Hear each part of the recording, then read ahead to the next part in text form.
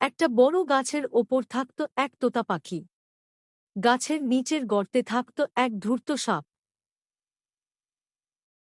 সাপটা তোতার ডিম খেয়ে ফেলত বারবার। একটা বড় গহ। আমার ডিমগুলো আবার নেই। এই সাপকে একদিন শিক্ষা দিতে হবেই। তোতা অনেক ভেবে একটা বুদ্ধি বের করল। পরের দিন সে উড়ে গেল রাজপ্রাসাদের বাগানে। ওই রাজকন্যার গয়নার বাক্সটা খুব সুন্দর। এর ভেতরে একটা সোনার চেইন আছে। হুম, এটাই কাজে লাগবে। তোতা চেইনটা মুখে নিয়ে উড়ে যায়।